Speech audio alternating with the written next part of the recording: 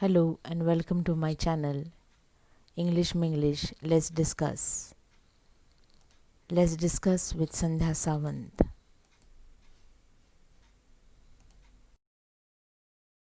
So friends, this is 1.3, the cop and the anthem. So we are beginning with the icebreakers part, the cop and the anthem. The first section and the first what is asked, suppose you have gone to a place where the winter season is very severe. Discuss with your partner the ways in which you would protect yourself in the cold climate. So, this is a general question being asked. You are asked to find out or to suggest some of the ways how you are going to protect from the cold climate. म्हणजे थंडीपासून आपण आपला बचाव कसा करू शकतो किंवा थंडीपासून संरक्षण करण्यासाठी आपल्याला काय करायला लागेल. So very simple way, generally what we do, we try to be safe from the winter. We try to take shelter at a warm place, or we try to wear the warm clothes. We try to put on the socks or the gloves and so on. So normally we take we feel safe at a fireplace. So प्रत्येकजण आपल्याला जर थंडी वाजत असेल तर त्यापासून स्वतःचं संरक्षण करण्यासाठी किंवा थंडी वाजू नये म्हणून काय काळजी घेतो, तर ह्या काही 4 ऑप्शन्स आपल्याला लिहावे लागतील. जसं आपण उबदार ठिकाणी बसतो किंवा काही गरम कपडे आपण घालतो, स्वेटर घालतो, अशा पद्धतीत आपण हे उत्तर लिहू शकतो. So what is the next one? when you see a crop approaching, you feel either relieved or scared. Discuss with your partner the situation when you feel relieved or scared. म्हणजे काय विचारलं आहे आपल्याला की आपण समोरून समजा एखादा पोलीस पाहतो किंवा आपल्या समोर अचानक एखादा पोलीस आला तर बरेच वेळेला आपण घाबरतो, म्हणजेच वी आर स्केअर्ड और वी आर वरीड अबाउट, आपल्याला भीती वाटते. And sometimes we feel relieved, म्हणजे भीतीच्या उलट ज्याचं आपण म्हणतो की आपल्याला अतिशय मुक्त वाटतं किंवा बिनधास्त वाटतं, म्हणजे काही भीती वाटत नाही. So this are the 2 situations, that is we sometimes feel relieved and sometimes we are scared about. म्हणजे भीती कधी वाटेल? जर आपण काहीतरी गुन्हा केला असेल. जसं what is said here, you are riding a bike without a valid driving license. म्हणजे काय म्हटलेलं आहे? सी की आपल्याजवळ लायसन्स नाही आणि तरीसुद्धा आपण गाडी चालवतो. तर नक्कीच समोरून जर पोलीस आला तर आपल्याला त्याची भीती वाटेल, कारण आपण काहीतरी नियमाबाह्य करतोय, म्हणजे नियम आपण पाळत नाही आहे. सो वी आर स्केर्ड और वी आर वरीड अबाउट. पण याच्या उलट आपण परिस्थिती पाहिली, वी फील रिलीव्ड, म्हणजे अतिशय छान वाटतं, आपल्याला मुक्त वाटतं किंवा समोरून पोलीस आलेला आहे किंवा त्याची भीती वाटत नाही, because we have done something good work. आपण काहीतरी चांगलं काम केलेलं असेल किंवा आपण बिनधास्तपणे जाऊ शकतो समोरून, म्हणजे आपल्याला तो कॉन्फिडन्स आहे किंवा आपण जे काही केलेलं आहे that is of the good nature. Okay, जसं आपण म्हणतो की बऱ्याच वेळेला आपण जर वाईट काम केलं असेल तर नकळत आपल्या मनात एक भीती असते, आणि त्याचबरोबर आपण चांगलं काम केलं असेल, आपले पॉझिटिव्ह काही फिलिंग्स असतील किंवा नेहमीच आपला कल चांगल्या गोष्टीचा असेल, तर we always feel relieved about.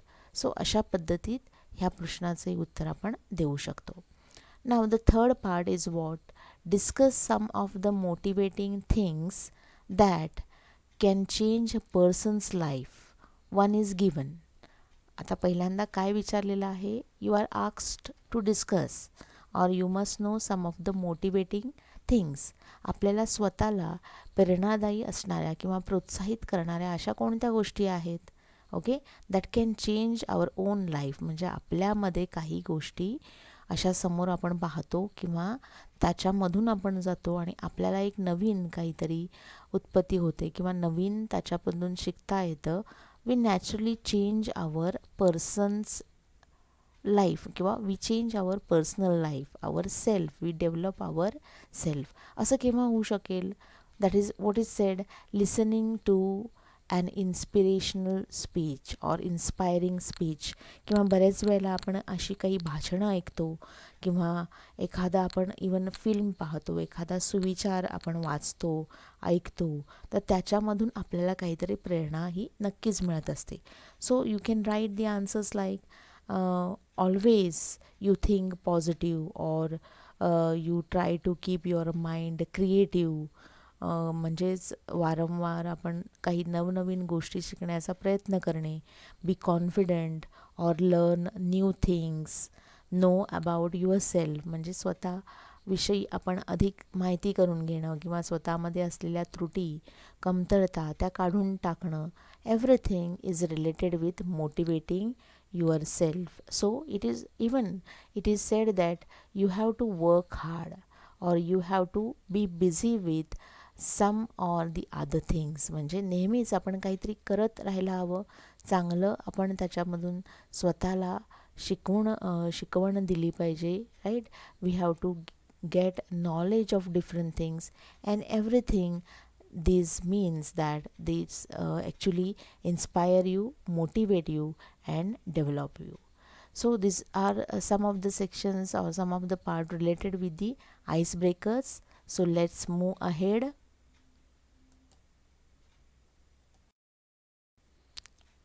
Now, as I told before, every story, it is related with the author, the full options we have discussed in astrologers part.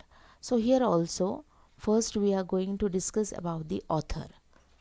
So about the author, O. Henry. His birth was in 1862 and he passed away in 1910.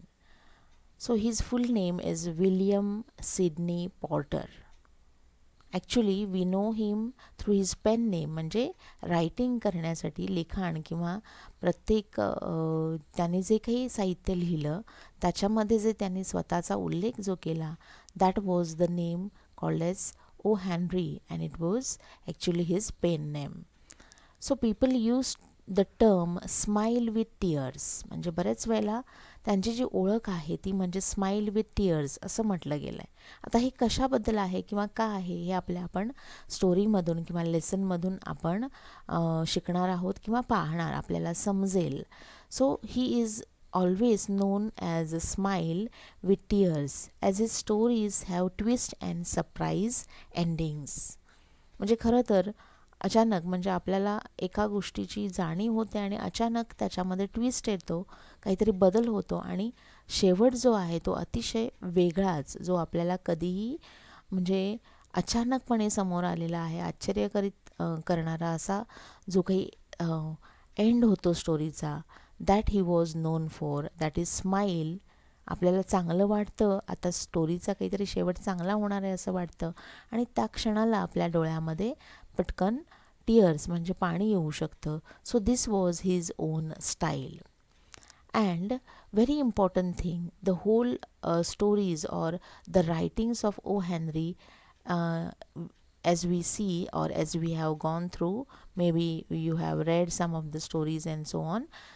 So what is come across that this writer, he is known for his local writing or traditional shades in his writing. What is that? The main thing is what his writings are local traditional colors in stories, and always he paid attention to the ordinary people. म्हणजे सर्वसामान्य लोकांविषयी लिहिणं किंवा आपण जे local म्हणजे native ज्या आपण आपल्या गावामध्ये राहतो अशा पद्धतीचं गावामधली जी भाषा आहे किंवा बोलीभाषा आहे त्याचा उल्लेख त्यांच्या रायटिंग्समध्ये दिसून येतो. Or the style is typically traditional one.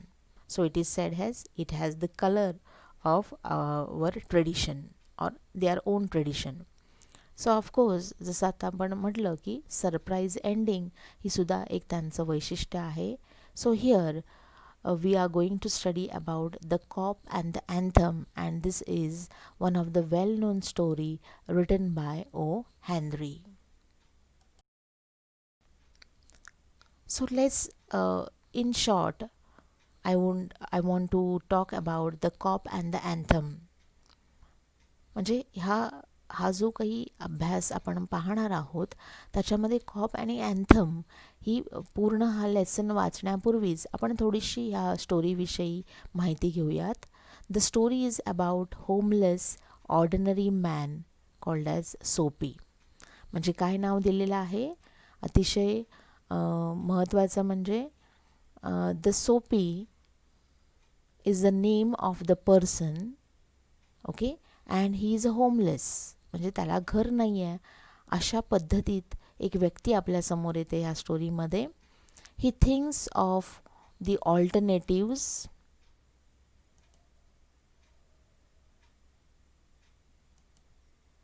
He thinks of the alternatives for shelter as he wants to protect himself from winter.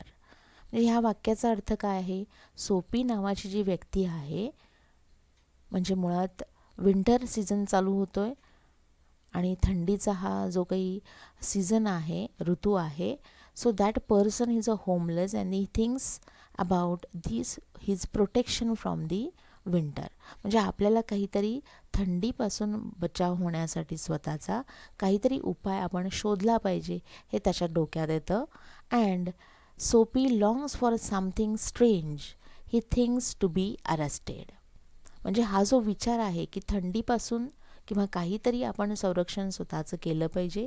थंडीच्या दिवसात घर नसल्यामुळं आपलं काय होईल याची काळजी त्याला वाटते आणि तो काय विचार करतो, तर मनामध्ये त्याच्या तो नेहमी असं म्हणत राहतो की I want to be arrested or he thinks that he must visit the prison. म्हणजे याचा अर्थ काय की आपण प्रिझनमध्ये म्हणजे तुरुंगात जर आपण गेलो तर तिथं आपण थंडीपासून बिनधास्त राहू शकतो किंवा थंडी आपल्याला त्याचा काही थंडीचा काही आपल्यावर परिणाम होणार नाही आणि आरामात आपण जे काही प्रिझनमध्ये म्हणजेच तुरुंगात जे काही मिळेल ते खाऊन आपण आरामात राहू शकतो.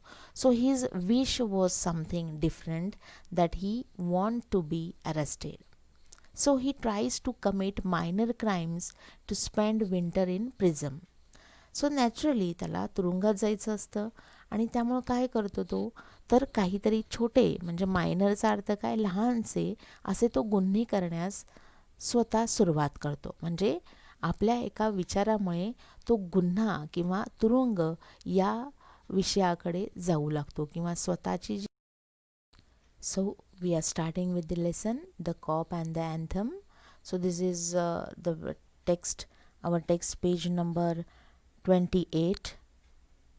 Soapy left his bench and strolled out of the square and across the level sea of asphalt where Broadway and Fifth Avenue flow together. Up Broadway he turned and stopped at a luxurious cafe. म्हणजे आत्ता हा जो paragraph आपण वाचला नक्कीच आपल्या लक्षात आलं असेल किंवा इथून पुढं आपण जर वाचन केलं, you will find the O Henry's traditional colour, the traditional language is being written आणि त्या पद्धतीचं रायटिंग आपल्याला दिसतं.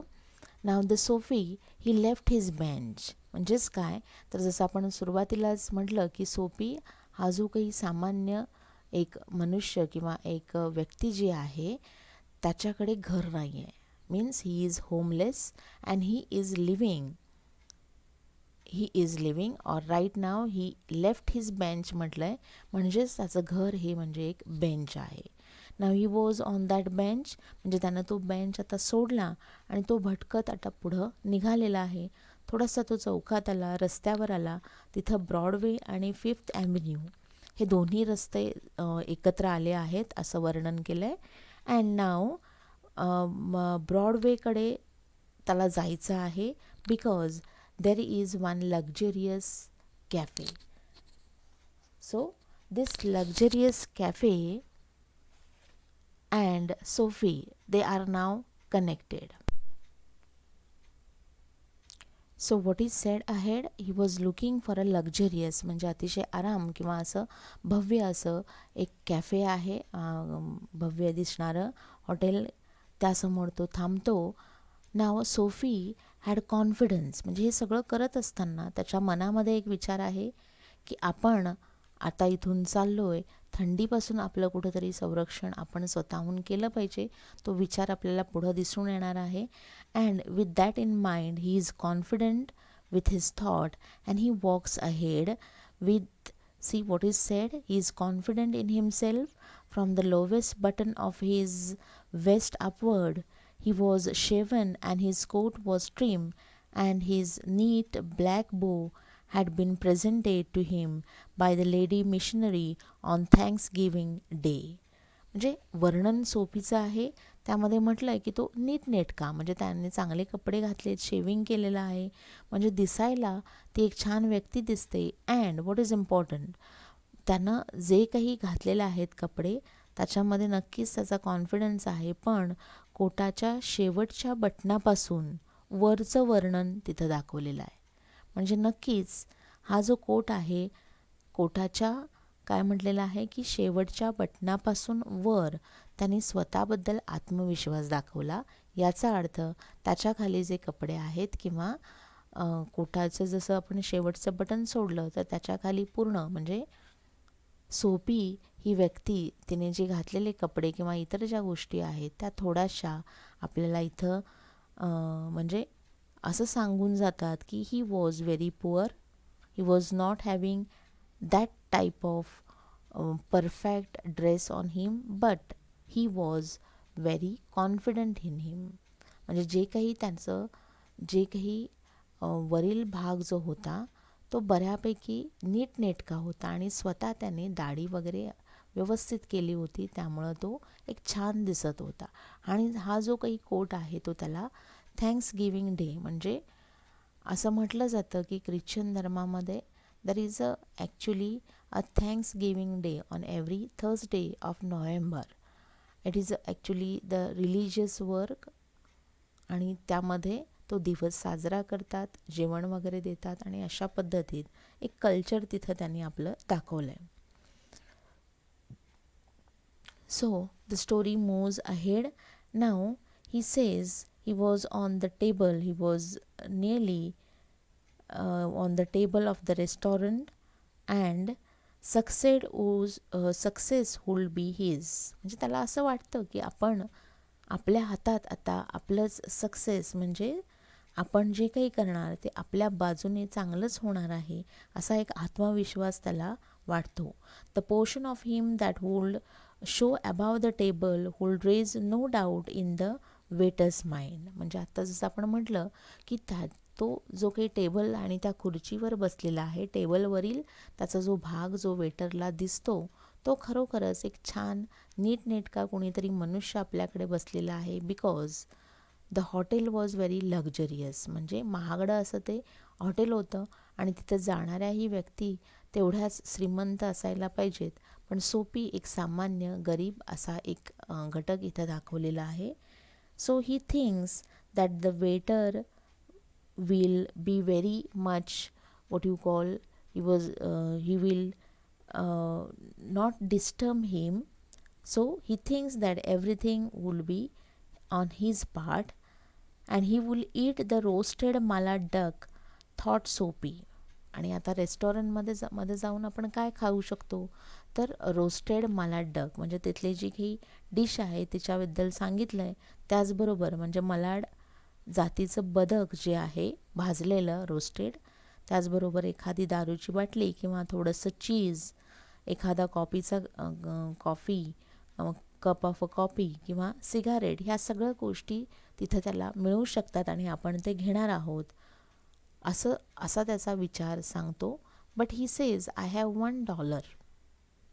Okay, the total that he had was actually the $1 and it was just related with the cigarette.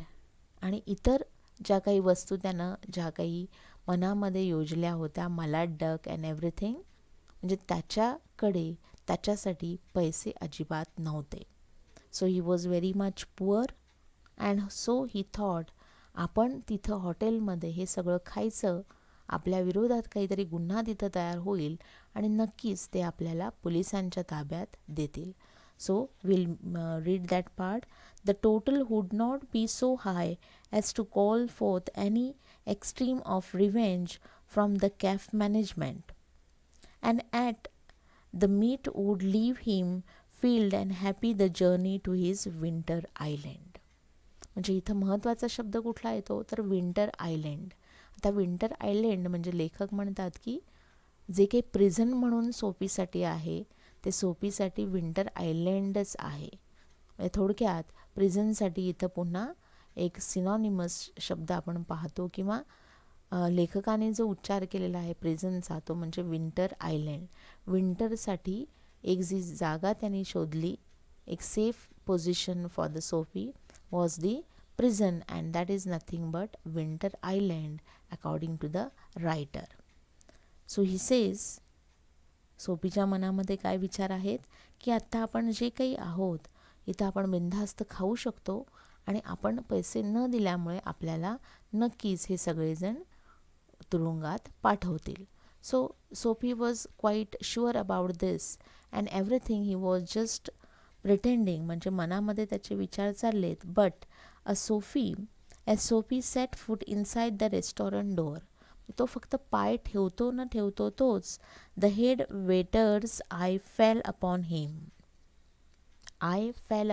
म्हणजे पटकन त्यांचं लक्ष गेलं, जे वेटर होत्या तिथं त्यांनी त्यांना पाहिलं, and that is the term eye fell upon him, and he was caught by some of the people in the restaurant. आता याचा अर्थ काय की काहीतरी सोफीला असं वाटलं की आपल्यावर कुणाची तरी नजर पडलेली आहे आणि पटकन आपण जो काही विचार केला होता त्याच्या पलीकडे आपण चाललो आहे. And finally he was put out of the hotel, म्हणजे कुणीतरी त्यांना त्यांच्या हाताला पकडलं. Okay, and he was moved out of the hotel. So what is the description given here? See here, strong and ready hands turned him about, the conveyed him in silence and haste to the sidewalk and awaited the ignoble fate of the man's malad. आता हे वाक्य जर आपण पाहिलं म्हणजे त्याचं स्पष्टीकरण एक वेगळ्या अर्थाने मांडलंय की जे काही डक, रोस्टेड डक जे खायचं होतं कदाचित ते आता त्याच्या नशिबात नाही आहे, कारण एक भक्कम हाताने पटकन त्यांना असं सांगितलं आहे की तुम्ही आता हॉटेलमधून बाहेर निघा. सो काय म्हटलेलं आहे, Soapy was unable to eat the duck and now Soapy is moving ahead. सोफीने ब्रॉडवे सोडला, म्हणजे तिथून आता तो निघालेला आहे, कारण पहिल्या गोष्टीमध्ये जो काही त्यांनी गुन्हा करायचा ठरवला तो गुन्हा त्याच्या हातून झालेला नाही. This was his first attempt. Now Soapy turned off Broadway. It seems that his route to the converted island was not to be an easy one. म्हणजे त्याला जाणीव होते की आपण जे काही प्रिझनकडे चाललो आहे किंवा मला जे तुरुंगात जायचं आहे, कारण काय तर विंटर, आणि तो तुरुंगवास कदाचित माझ्या नशिबात नाही. Some other way of entering the limbo must be devised. आता लिंबोचा अर्थ काय होतो की बऱ्यापैकी जे सोफीला वाटत होतं की आपल्यासाठी एक उत्कृष्ट अशी जागा कुठली, छान अशी जागा कुठली, तर प्रिझन आहे. म्हणजे जसं आपण नेहमी म्हणतो की म्हणजे हेल ऑर हेवन, म्हणजे आपल्यासाठी चांगल्या गोष्टी मिळवणं म्हणजे जणू काही आपण हेवनचा मार्ग निवडतो, हेलचा मार्ग निवडतो, म्हणजे जिथं वाईट गोष्टी असतात. So he says limbo must be devised, म्हणजे हेल ऑर हेवन ह्या गोष्टी आता आपल्यालाच, स्वर्ग की नरक ह्या गोष्टीचं स्पष्टीकरण आपल्याला आता होईल. So he started his journey. तो पुढं जाऊ लागला. And at 6th Avenue electric lights cunningly displayed wares behind plate gates made a shop window attractive. म्हणजे इथून आपल्याला काय समजतं तर तिथं आता एक त्याला एक वेगळं दुकान दिसलेलं आहे. इट वॉज अट्रॅक्टिव्ह, अतिशय वेगळ्या पद्धतीत, म्हणजे विद्युत रोषणाई पूर्णपणे केलेली आहे.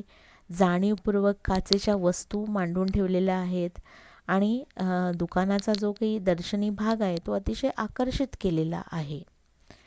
पुन्हा एकदा सोफीच्या मनात अजून एक गुन्हा करण्याची प्रवृत्ती निघाली. म्हणजे त्याला वाटलं his wish was to disturb the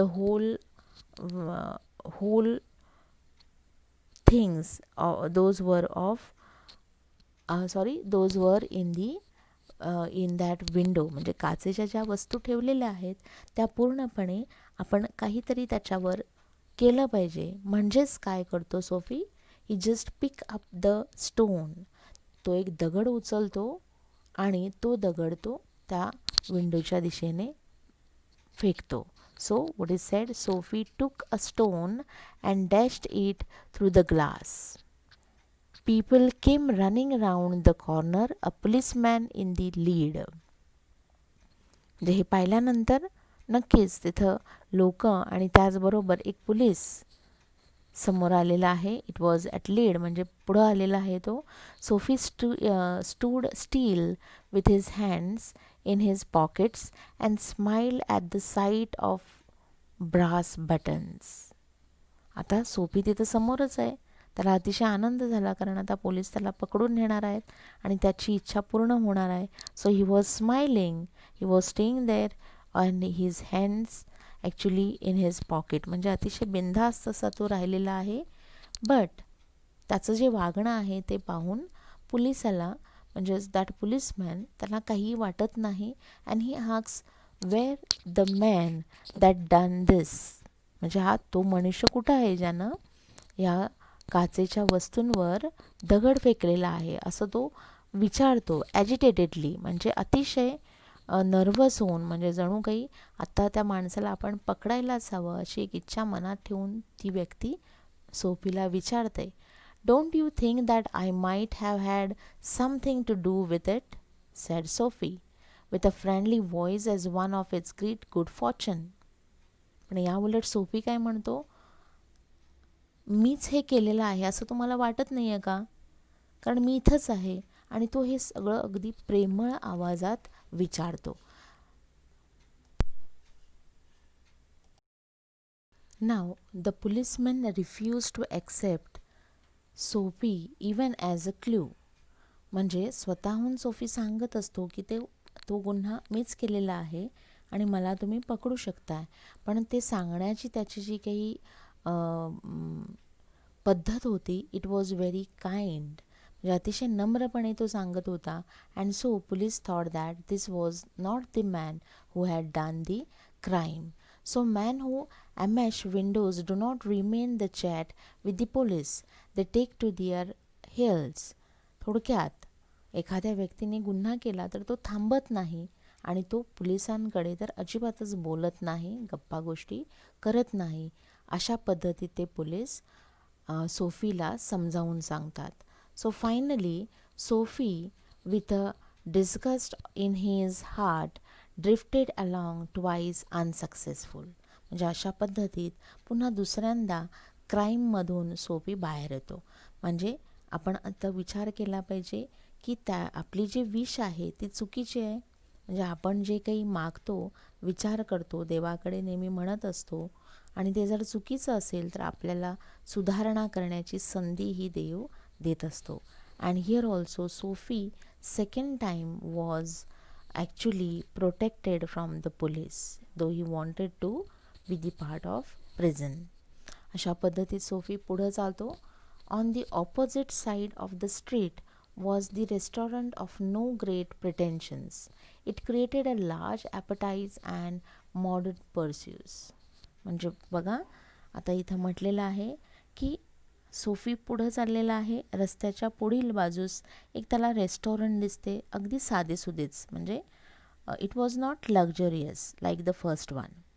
आणि तिथं जी कोणी खाणारी मंडळी, म्हणजे लार्ज ॲपटाईट्स अँड मॉडेस्ट परस्यूज, म्हणजेच काय, तर आपण बऱ्याच वेळेला ज्यांना खवय्ये म्हणतो किंवा आपण भरगच्च खात असतो पण आपल्याला किंमतही कमी मोजायची असते, अशा पद्धतीचं एक रेस्टॉरंट त्याला दिसतं. And everything was set there. It was crowdy area, म्हणजे बऱ्यापैकी लोकं पण असतात. And at the table he sat and consumed beefsteak, flapjacks, doughnuts and pie. म्हणजे त्यांच्या ज्या काही खाद्यसंस्कृती म्हणजे इंग्लिश पद्धती आपण जर बघितल्या तर त्यामधल्या काही त्यांनी गोष्टी जसं बीफ स्टेक, फ्लॅपजॅक, डोनट, पाय हे पदार्थ त्यांनी खाल्ले. आणि तो नंतर वेटरला म्हणाला, C what he says, that is, then he told the waiter the fact that the menu taste coin and himself were total strangers.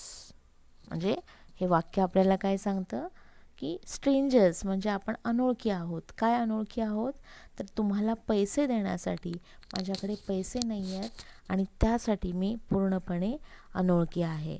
माझ्याकडे जे काही नाणं आहे तेवढीच रक्कम आहे आणि इतर गोष्टी किंवा इतर जे पैसे म्हणजे पूर्ण जे बिल होतं ते बिल म्हणजेच मी अनोळखी. I am stranger to the money that I want to pay for you.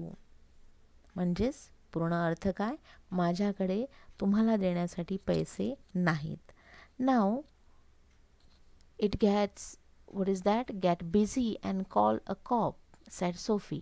त्यामुळे पुन्हा तो तिथल्या वेटर्सना म्हणतो की आता तुम्ही पोलिसना बोलवा कारण माझ्याकडे पैसे नाही आहेत. And don't keep a gentleman waiting. No cop for you, said the waiter with a voice like butter cake and an eye like the Henry in the Manhattan cocktail.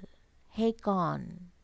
म्हणजेच तिथल्या वेटर म्हणतात की नाही नाही, तुमच्यासाठी पोलीस नाही तर आपल्याकडे जी व्यक्ती आहे त्याच पुरेशा आहेत. याचा अर्थ he call some of the person, Con नावाच्या व्यक्तीस तिथले वेटर जे आहेत ते हाक मारतात. And now the Soapy, what is said, Soapy is just pulled out. See what is said, neatly upon his left ear on the callous pavement two waiters pitched Soapy. म्हणजे हे वाक्य आपल्याला काय सांगतं की सोफीला जाणीव होण्या अगोदरच पूर्णपणे दोन व्यक्ती उचलतात आणि बाहेर फेकतात. So pitched, he was through out. म्हणजेच वेटरच्या सांगण्यावरून सोफीला पूर्णपणे रस्त्यावर फेकून दिलेला आहे आणि त्याच्या डाव्या कानावर तो आदळलेला आहे. म्हणजे थोडक्यात त्याला मार लागला आहे. And Sophie is moving ahead. So thank you friends. Like and subscribe my channel. Thank you.